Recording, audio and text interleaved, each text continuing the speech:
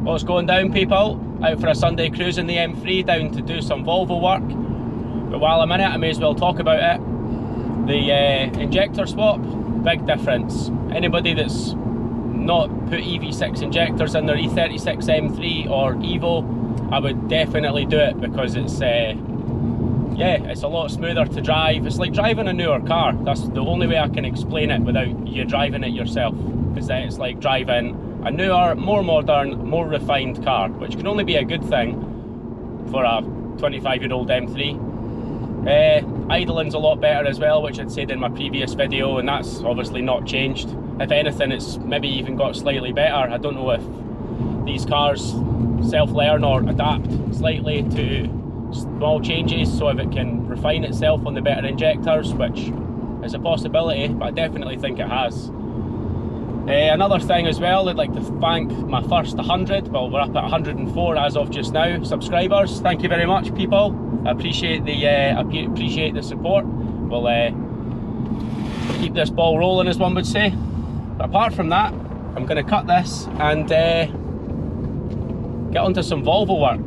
So the next time you see me, I'll be at my workshop, and hopefully by the end of today we should get the axle in, which would be really good. Maybe even everything back together. And then, yeah, we can, I don't know, do a midweek burnout, I suppose.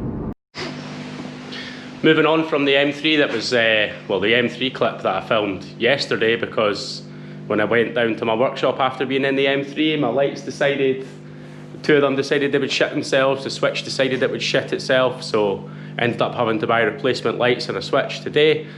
But we're moving on because I've got one bush fitted. The bush that we made, the bush in my last video. Let me climb under the car here. Yeah. Look, it's in. It was really tight, like really tight. A lot of hammering. And I did find the bush was slightly big, so I put a nut and bolt through the bush, and then I used a bit of 60 grit sandpaper, which sanded loads off it really quick, which I was quite impressed with. It almost made me think, why did I bother doing it on a lathe in the first place? But next, back cover on this, probably put the nylon in, the trailing arms in, try and get everything built up. So we'll kick on with that. So we're about a week later from when we started this, after getting shafted with light switches and then 2 lights breaking and me rushing about to get lights. I then fitted the lights, and then I figured out I didn't have another couple of bushes for the rear kit that I bought, which is not good. So, bushes. These are the ones that were missing to go in there. So that means we can put the axle back on the car if I can find some RTV for the back plate, which I'm sure there'll be something in here that I can stick it together with. If not, I'll just put some bolts in loose, fit it with the back plate loose because it's not got oil in it anyway, and then yeah, stick it on later. It's not going to make that much difference. But I'm hoping tonight I can get the axle back in, which would be mint. We've also got some spacers, which I'm not so keen on the bolts, but I knew they came with bolts. I'm thinking, let's make sure they fit.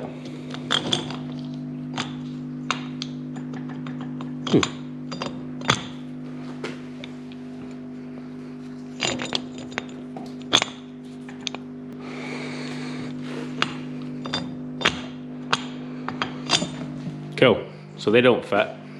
That's awesome. Why don't they fit? Strange. Very strange. They should go on. We'll send a photo with these on. Note to self, put the disc on first. Yeah. One disc. One disc. Then they should go on. I'm trying to push them on too far. They're hitting the back of the studs, which are fatter, that's why. Yes, they fit. Nice. Spacers, tidy. I'm gonna get rid of the bolts, put some studs in. Definitely can't be bothered with bolts on a drift day, like taking bolts out and trying to get them back in, it's total hassle. Slam it on some studs, bang the nuts on with a gun. Don't even finger them on first, just hammer them straight on. Anyway, I'm going to kick on with this. I'm going to put some bushes in.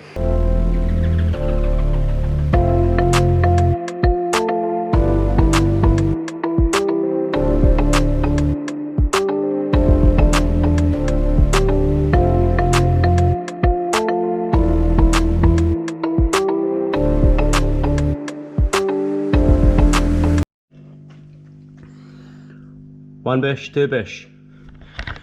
Two bushes fitted. That wasn't very glamorous. I feel sorry for the fresh silver hammerite that I put on there to try and make them look tasty, but you won't see it, and they needed to be fitted, so I'm really not bothered for paint. I'd rather get the bushes in and go drifting. But let's get these fitted to the axle.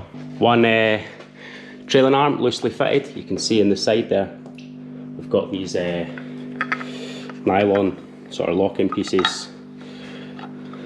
1/2, 2 halves. Originally these would have been rubber and would have made this really squidgy and soft and make the axle flex, but now that they're nylon it should make a big difference.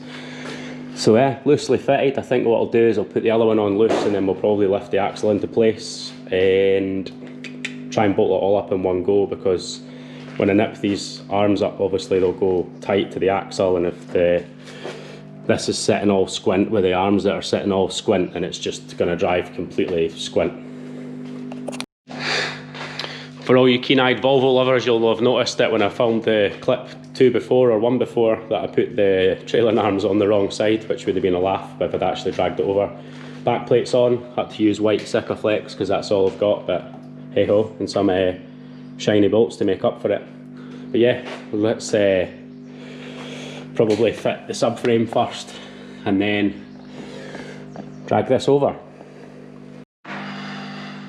Going into the deep dark depths of the Volvo to show you that.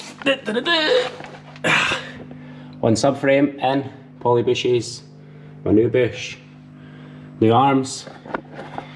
Have to lift the axle in now and then start bolting stuff up.